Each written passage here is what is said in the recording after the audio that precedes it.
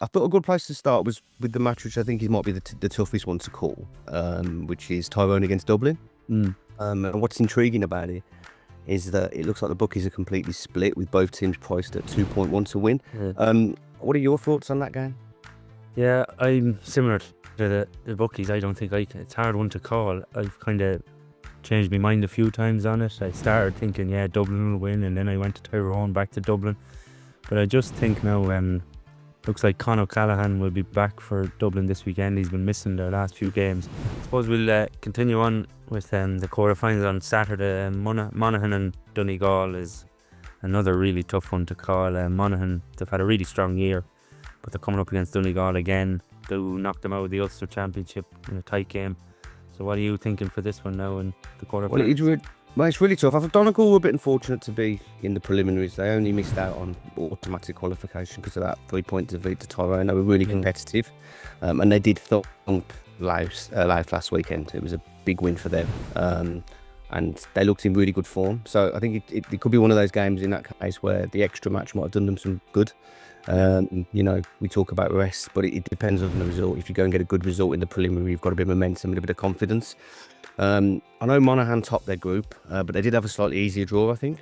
Yeah. If you look at the sort of the teams that some of the other sides in the quarterfinals had to face, and they also played in Division 2 this season. I know they got promotion, but they have operated at a slightly lower level.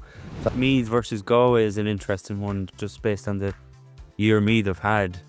And it's kind of maybe had a different effect, where it was a bad thing for them with a couple of injuries that they got in that game. Shane Walsh going off with 10 minutes to go, and Killian McDade as well. If they're not back fit, this could be a tricky one for Galway. What do you think?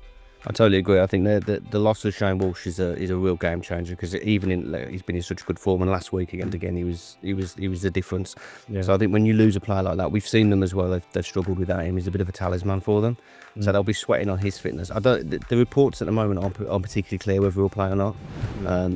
Could be maybe a tactic. Maybe they're keeping the cards close to the chest. I would expect he'll play unless it's a really serious knock. I would expect he'll play.